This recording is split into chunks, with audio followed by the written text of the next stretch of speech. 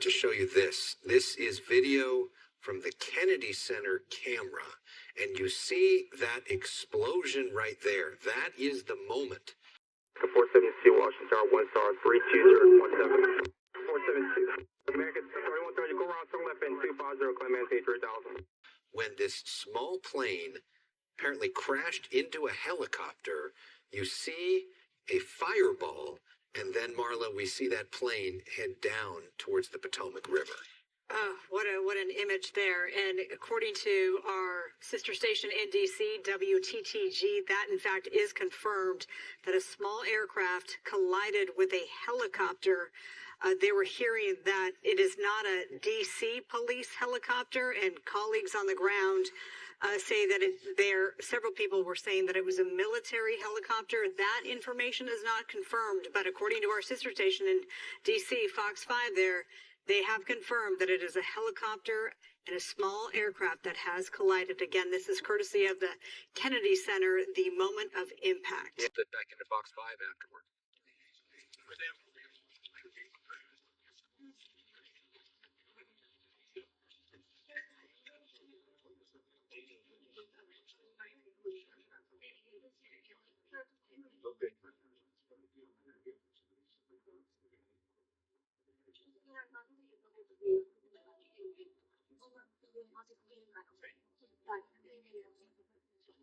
I'm Muriel Bowser. I'm the mayor of Washington, D.C. I'm at Reagan National Airport. I am joined by United States Transportation Secretary Sean Duffy, United States Senator Jim Moran, Senator Roger Marshall, Jack Potter, the CEO of the Metropolitan Washington Airports Authority. We are here to brief you on the very tragic events of this evening, where we know a passenger plane coming to the airport here collided with a military helicopter. Our fire department, DC Fire and EMS, supported by fire departments and police departments from across the Washington metropolitan region, are executing a rescue operation in the Potomac River. They are working diligently in very dark and cold conditions, cold water, to execute this rescue operation. We have had the opportunity to be briefed by American Airlines officials.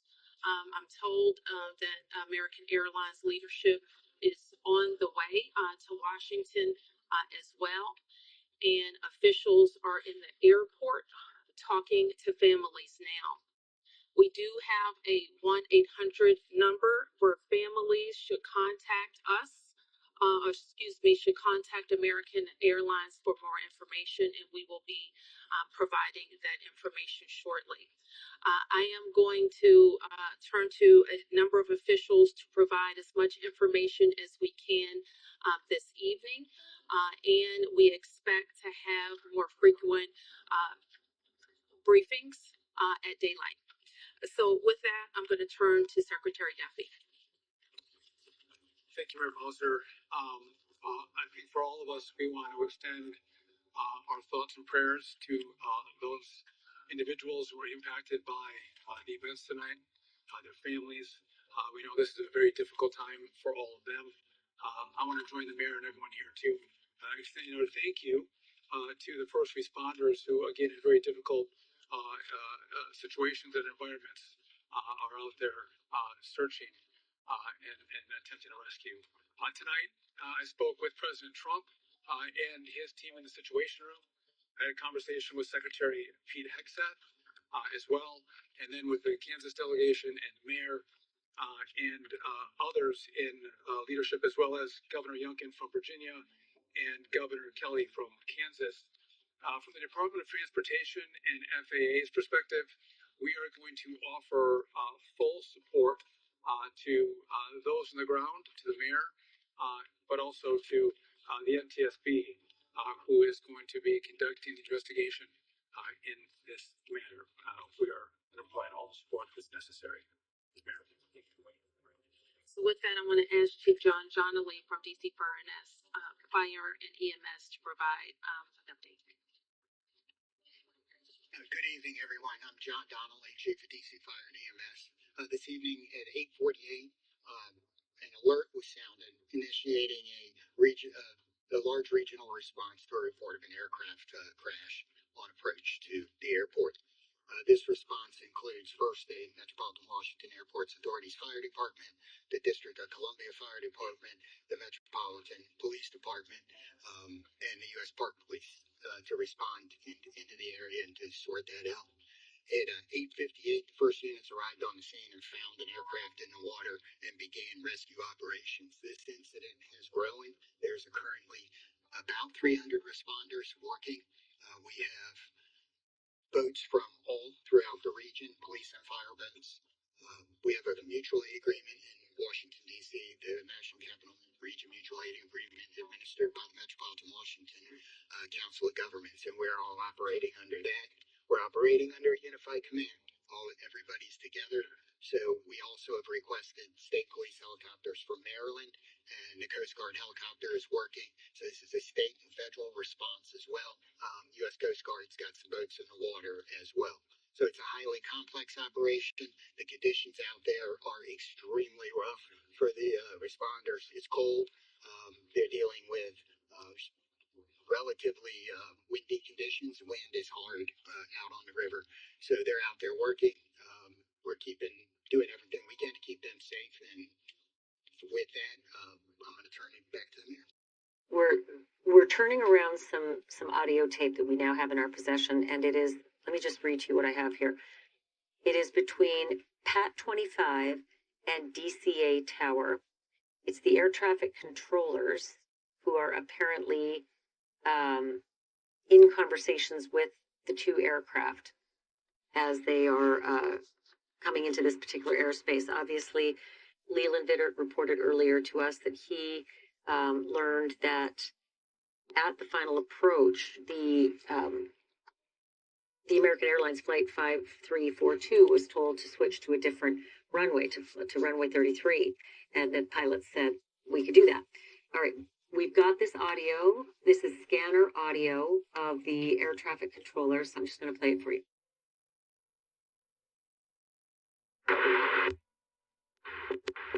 S25, get the CRJ in flight. S25, S1 is CRJ. S12 has the aircraft in flight for separation. Safe, and with that, I'm going to turn it back to the mayor. Thank you. And Chief Bonnet from Hemlock. I'm Brooke Bonnet, Fire Chief of Hemlock Fire and Rescue. Our unit, as Chief Daly already alluded to, at 2048, we received an alert from the FAA tower of an aircraft incident involving a commercial aircraft and a helicopter. Our units immediately responded and deployed 3 boats and immediately called for mutual aid resources. Again, as Chief Donnelly said, it's an active operation that's going to last many hours as we continue to work through recovery efforts and rescue operations. This will be ongoing for quite a while. Our thoughts and prayers are with the families and our communities, and we appreciate all the support to our agency and our federal partners. So with that, I wanted to turn to the senators who are from Kansas who wanted to say a few words. First, Senator Moran, and then Senator Marshall. Mayor, thank you, and Mr. Secretary, thank you, and to our first responders, thank you very much for all that's taking place here.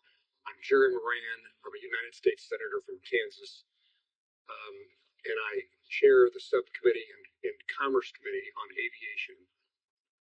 So we have really a serious and sad circumstance that we want to be here to be helpful, and we're praying that our responders are safe and the folks who were on that flight are recovered. The circumstance I would describe is that I know that flight. I've flown it many times myself. I lobbied American Airlines to begin having a direct nonstop flight service to DCA. That flight has been in existence about a year. And it is certainly true that in Kansas and in Wichita in particular, we're going to know people who are on this flight, know their family members, know somebody. So this is a very personal circumstance as well as an official response.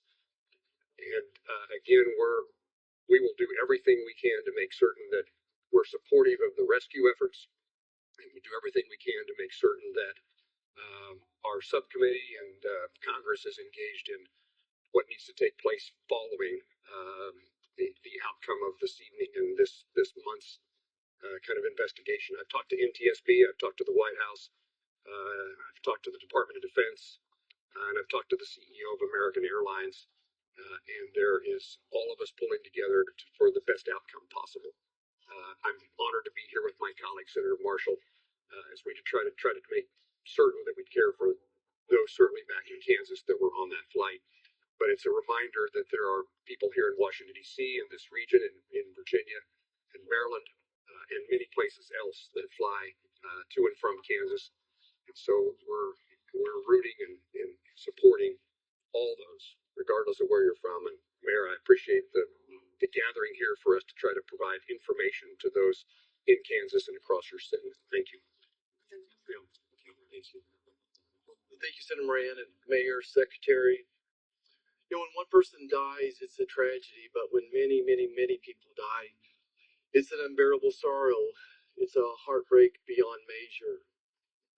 And I know Senator Moran and I are here just to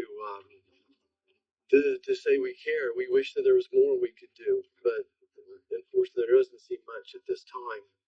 I want the folks back home to just know that we care, that we love them, and that this is a time when we'll have to join arms together and help each other out. We've been through things like this before, through tornadoes and floods and things, but it's really hard when you lose, you know, probably over 60 Kansans simultaneously. And I don't want to forget the pilots and the flight attendants, you know, are doing, you know, do their job, and the military personnel we lost. You know, all those lives are so valuable, and it is such a tragedy that we lost them. You know, I think often in times like this, I try to find a scripture that, you know, is apropos, and this is from the book of Psalms. It says, "The Lord is close to the brokenhearted and saves those who are crushed in spirit." Certainly, we're crushed in spirit tonight. We mourn with the families who lost loved ones, and we truly are joining them in prayer and wrapping our arms around them in love and compassion. Thanks for everybody for coming out tonight. Thank you for your thoughts and your prayers. So certainly I speak for the people of Washington, 700,000 of us who are extremely sorry for the families who are experiencing loss tonight. And so we want you to know that we will continue to work with American Airlines to share information as frequently as possible and make sure that we're getting accurate information out to the public. But my sorrow for all of the people and crew on the plane and our military personnel on the helicopter is very deep. I do want to turn to Jack Potter, who is the CEO of our Airports Authority, responsible for Reagan National Airport and Dulles International Airport, to talk to you about how the airport responded and what we're looking at, what's going to happen next. Good evening. As was said, I'm Jack Potter, President and CEO of the Metropolitan Washington Airports Authority. Thank you all for being here tonight and under these very, very grim circumstances.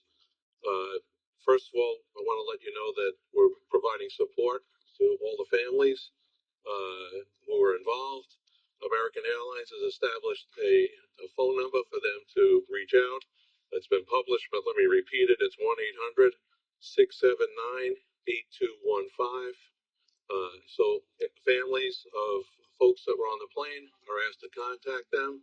We did have folks who were at the airport to pick up loved ones. And so American has set up a center in their in their lounge at the north end of the airport, and we've directed the families there. And there are folks there counselors there to work with the families. We did have aircraft that were in the air. They were diverted to Dulles Airport.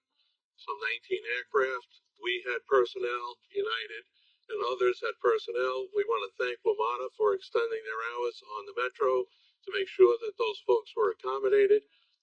Right now, as was said earlier by the chief, we're in a rescue mode.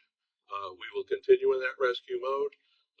I want to thank all of the mutual aid responders, all the counties, the districts, folks from Maryland and Virginia. Everybody's on site doing the best they can, and numerous boats out in the water right now. NTSB is on site. I want to thank all of the folks behind me, the secretary, the mayor, the two senators for all of their support. And we're going to continue to work through the night. I do want to make an announcement. People are, concerned about what's going to happen in the morning. Reagan National Airport will be closed until 11 o'clock. That's when the first flights will take off. But we're going to continue to do our best and work through this situation over the course of the night, and we hope to have more news as it develops. But for right now, it's a very difficult situation out there with the cold. It's very dark, but there are numerous boats out there. There are dive teams out there. So again, we'll continue to work the situation, and I'll turn it back to the mayor. Thank you very much. Thanks for that update. And you've heard that in the National Capital Region, the District of course is Washington, D.C. is at the center, but we are a close region. We have heard from the governors of Maryland and Virginia, the mayor of the city of Baltimore, all who have sent us personnel to help in the rescue operations. Last thing I'll note is just to our local viewership, and just please let our first responders do their work. Try to let our vehicles get to scenes and through scenes. We don't want anybody else to get hurt because of moving vehicles. Okay, so we will be able to take a few questions. There's not a lot that we can say. We won't be able to say anything about an investigation. As you know, once fire and EMS complete the rescue operation, then the investigation goes over to the National Transportation Safety Board. And I'm sure the Safety Board, NTSB, will provide information about when they will be briefing about an investigation. So we'll take a few. Yes. Can you confirm that the aircraft are in the water, and perhaps the Chief of Gun can explain what's involved in conducting an operation like this? Yes, both aircraft are in the water. The focus now is rescuing people, and that's what all of our personnel are focused on. And Chief, I think he's given a pretty good description, but if there's anything else you want to add, Chief. I would just say that the boats are out doing searches. We have divers on both aircraft, and they're searching the aircraft at this point. Great. Yes. Have any survivors been found, and how many bodies have been recovered? All we can confirm tonight is the number of people on each aircraft. 64 people on the American Airlines plane and 3 people on the military helicopter. When we can't provide any more information about recovery efforts. The judges have talked about lost loved ones. So how do you know recovery? I didn't say I didn't know people at lost loved ones. I said we can't talk about any of the recovery efforts as specific tonight. Secretary, I'll call on who's next. Yes. Thank you, Mayor Bowser. Will this affect operations at Dulles and DWI? Will the Potomac River traffic be closed to the boats? Yes. And so Jack has talked about, Jackie, can you talk about Dulles? I'm not sure we can talk about BWI, but we can talk about Dulles. There is no impact at BWI or at Dulles. As I said earlier, our airport here, Ronald Reagan National Airport, will be closed until 11 o'clock. Obviously, that will be fluid. We'll learn more, but we wanted to advise passengers who might be coming to the airport in the morning that we will be closed until at least 11 o'clock. Secretary Duffy. Yeah, 1 second. You're next. Hi, Mayor. Thank you so much. So, just other than the current situations, like we know the water is extremely cold and it's very dark outside. Although senators are saying that there are numerous holes in the water, but what's the still the biggest challenges for the rescue team? What best scenario would they expect in the coming few hours? This morning. So the challenges are access. The water that we're operating in is about 8 feet deep. There is wind. There is pieces of ice out there. So it's just dangerous and hard to work in. And because there's not a lot of lights, you're out there searching every square inch of space to see if you can find anybody. The divers are doing the same thing in the water. The water is dark. It is murky. And that is a very tough condition for them to dive in. The question about the river, we'll make that decision later. The Coast Guard's on scene, and I would expect that it's not a high use time in the river, and we should not expect to have commercial recreation traffic on the river tomorrow. Okay, 3 questions. 1, 2, 3. For Secretary Duffy, have you been in touch with the air traffic controllers who were in the tower at the time of the crash? I have not. You have not. And the second question, this is your first several hours in this position. What are your thoughts? What are you feeling right now? My focus is on those who are impacted on this flight. And again, I've been secretary for a little over a day, and the tragedy that we're going to deal with this recovery, I think is touching everyone's hearts, whether it's here in the greater DC area or in Kansas. And again, I think everyone here is thinking and praying for those who potentially have lost a loved one. Thank you. Okay, good question. Can you give us any sense about how an accident like this could have happened so close to the airport, right in the heart of DC? There have been reports that the DCA tower contacted a helicopter moments before the crash to ask if they had sight of the aircraft. And apparently, helicopter reported that it did have sight of an aircraft. Is it possible that it had the wrong aircraft in sight? Do you have any sense of what went wrong in those final moments? I know that the National Transportation Safety Board in its investigation will be able to search on all of those questions. We would be able to talk about that today. Yes. 2 words for Secretary Duffy. Firstly, you're talking about the great situation, right? With the president and such. Can you tell us more about the president's initial reaction as well as the accepted these specific hearing? So I was out in the Situation Room.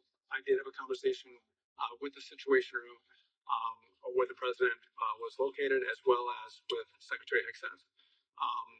We're exchanging information. I would just note that not just the local team, but the federal team has performed very well in this crisis. I know the president is incredibly concerned about what's happened here today. I'm sure we'll continue to hear more from him, and I'll continue to consult with him and Secretary Hickson. When it comes to resources that you'll be able to find on 9/11, Absolutely.